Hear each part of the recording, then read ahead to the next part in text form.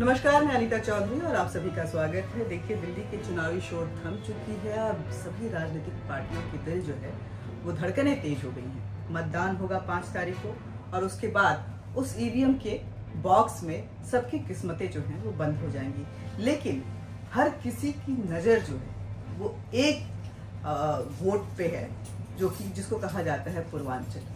Purvanchal vote कहाँ जाएगा, क्योंकि सत्ता का गलियारा तय करने में पूर्वांचलियों का दिल्ली में कम से कम बहुत बड़ा योगदान रहा है। जब कांग्रेस थी तो महाबल मिश्रा इसको मैनेज करने की कोशिश करते थे और पूर्वांचल के माध्यम से कांग्रेस ने यहाँ पे करीब 15 साल तक लगातार सरकार अपनी सत्ता पे कायम रही।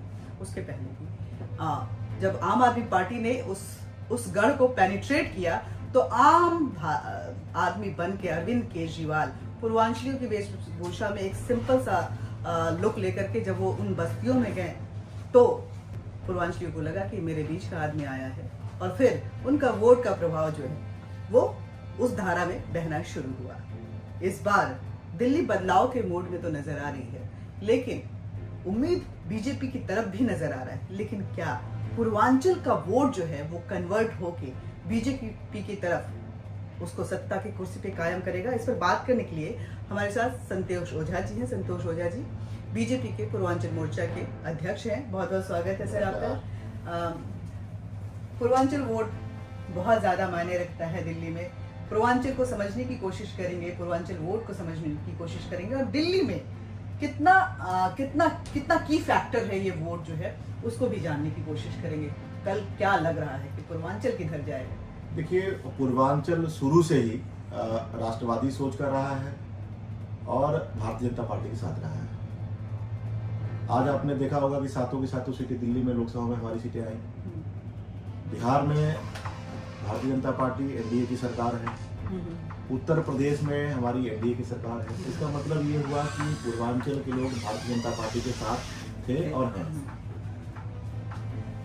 और पूर्वांचल का एक डीएनए भी रहा है कि पूर्वांचल समाज कभी भी अन्याय के खिलाफ खड़ा रहा है। राष्ट्रवादी सोच का रहा है, एक समृद्ध विरासत रही है, सांस्कृतिक रूप से, आध्यात्मिक रूप से, राजनीतिक रूप से जागृत समाज रहा है। उदाहरण के तौर पर देखें, शिक्षा के बारे में अगर बात करें तो नालंदा विश्वविद्यालय, अगर विश्व के प्रथम लोकतंत्र की बात करें तो वैशाली। सिकंदर को भी वहां से वापस जाना पड़ा। प्रभु श्री राम ने अन्याय के खिलाफ रावण की लंका पे चढ़ाई किया। मंगल पांडे जी, वीर कुंवर सिंह जी आजादी की लड़ाई की बात करें। उसके बाद अगर आप देखें तो रामधारी सिंह दिनकर जी से लेकर के जयप्रकाश नारायण से लेकर के डॉक्टर राजेंद्र प्रसाद से लेकर के ये तमाम ऐसे उदाहरण मिल जाएंगे। चाहे वो आर्यभट्ट का उदाहरण हो, चाहे चाणक्य का उदाहरण हो, चाहे सम्राट अशोक का उदाहरण हो, चाहे चंद्रगुप्त का उदाहरण हो, ऐसे अनेक उदाहरण मिल जाएंगे। महात्मा बुद्ध, भगवान महावीर, गुरु गोविंद सिंह का जन्म हुआ। तो हमारे ये डीएनए में रहा है कि हम अन्याय बर्दाश्त नहीं करते। अब अगर हम आधुनिक भारत की बात करें तो उसमें जब ज़्यादातर माइग्रेशन दिल्ली में हुआ, जब बिहार में लालू प्रसाद की सरकार आई और मुलायम सिंह की सरकार आई उत्तर प्रदेश में, और प्रताड़ना वहीं शुरू हुआ। लोगों के घरों पे कब्जा करना, लूट मार, अपहरण, हत्या, और लोग एक अपने परिवार के भविष्य के लिए, अपनी सांस्कृतिक विरासत को बचाने के लिए, अपनी आस्था, अपनी संस्कृति, अपनी भाषाई अस्मिता को बचाने के लिए दिल्ली आए। और 25 गज 50 गज जहाँ किराए पर, जहाँ पर जो दुबला मेहनत मजदूरी करते हुए दिल्ली के विकास में, सर्वांगीण विकास में उन्होंने अपना एक महत्वपूर्ण योगदान दिया। और 15 साल से शीला दीक्षित, जो अपने आप को उत्तर प्रदेश की बहू कहती थी, उनको जितना 3 बार उनकी सरकार बनी। और उसके बाद से एक जो भ्रष्टाचार हुआ और जितनी वहाँ पर मतलब सारे कीर्तिमान ध्वस्त हो गए भ्रष्टाचार के। और उसी बीच में एक अरविंद केजरीवाल दिल्ली में आते हैं, एक आम आदमी का चेहरा बन करके, और लोगों को लगा कि नहीं भाई शायद ये कुछ नया होगा। और उसको सभी लोगों ने, उसमें पूर्वांचल समाज के भी अधिकांश लोगों ने वोट दिया, और इस आशा और उम्मीद के साथ कि वो एक बदलाव आएगा। लेकिन क्या हुआ? बदलाव आया? बदलाव नहीं आया। मैं आपको बताना चाहता हूँ कि यहाँ पर एक सुनियोजित तरीके से दिल्ली में रोहिंग्याओं को और बांग्लादेशियों को बसा करके डेमोग्राफी में बदलाव करने की कोशिश की गई। जो पूर्वांचल समाज के लोग काम करते थे, उदाहरण के तौर पर फल की रेहड़ी लगाना, सब्जी की रेहड़ी लगाना, छोटे मोटे काम करना, छोटे मोटे व्यवसाय करना, नौकरी करना, उन कामों पर धीरे धीरे धीरे धीरे रोहिंग्याओं का और बांग्लादेशियों का कब्जा होना शुरू हो गया। आबादी बढ़ी, दिल्ली की आबादी बढ़ी, 10 साल में एक भी स्कूल नया नहीं खुला, एक भी नया कॉलेज नहीं खुला। वृद्धा पेंशन, जिसकी सबसे ज्यादा जरूरत है पूर्वांचल समाज को, वृद्धा पेंशन नहीं बना। राशन कार्ड, कोरोना में आपने देखा होगा कि 80 करोड़ परिवारों को माननीय प्रधानमंत्री जी के माध्यम से 80 करोड़ परिवारों को पूरे देश में मुफ्त राशन मिल रहा है। राशन कार्ड 10 साल से एक भी नहीं बना। अगर वो राशन कार्ड बनता तो सबसे ज्यादा पूर्वांचल समाज के लोगों को फायदा होता। प्रधानमंत्री आवास योजना, जिसके माध्यम से सस्ते मकान दिल्ली में मिल सकते थे, उस योजना को दिल्ली में लागू नहीं होने दिया।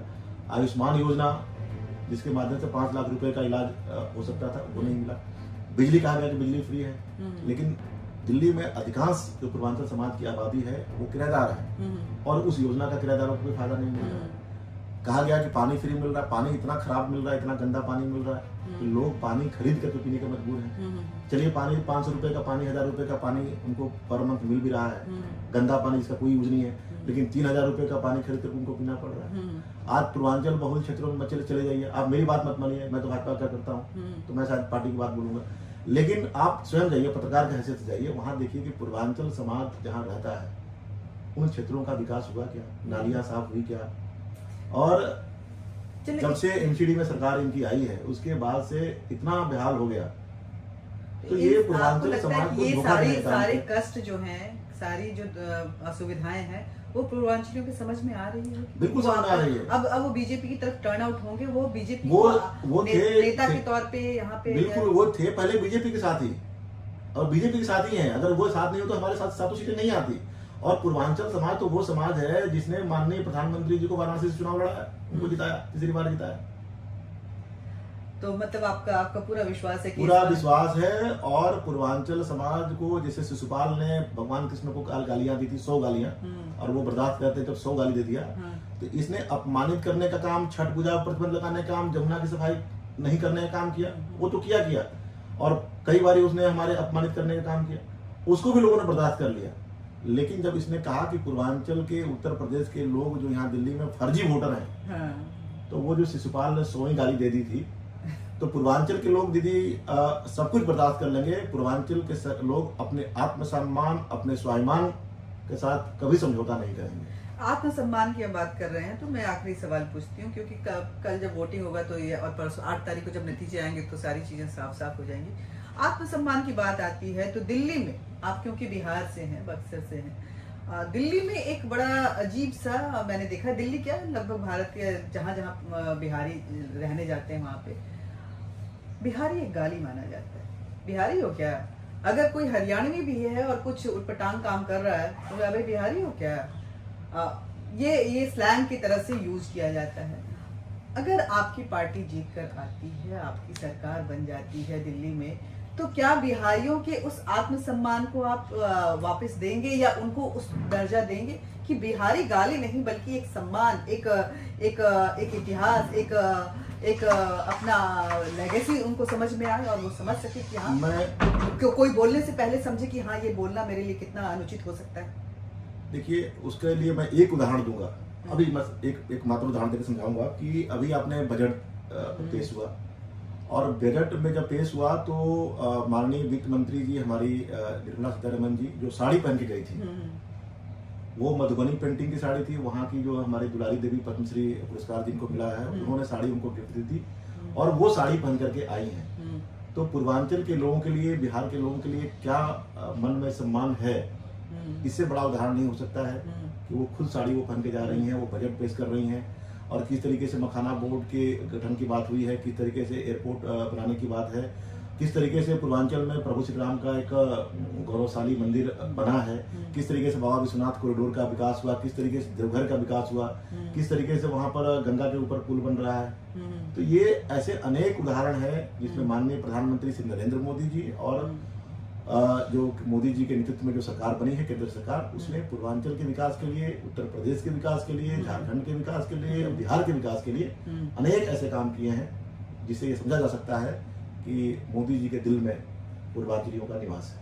और जब उनको चुनाव लड़ने की बारी आई तो वो कहीं से भी चुनाव लड़के जीत सकते थे, लेकिन वहां पर उन्होंने आकर के पूर्वांचल की धरती से चुनाव लड़ना ज्यादा उचित समझा और पूर्वांचल के लोगों ने तीसरी बार उनको जिता करके भेजा है और माननीय प्रधानमंत्री जी देश के लिए, पूर्वांचल के लिए और सब जगह के लिए विकास कर रहे हैं।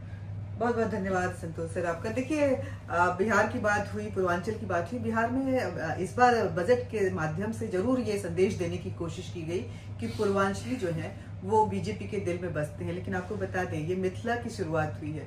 अगर बिहार की बात करें तो वो 3 सभ्यताएं वहां पे रहती हैं। मिथिलांचल जहाँ से मिथिला की सभ्यता है, जो देवी सीता का की जन्मस्थली मानी जाती है।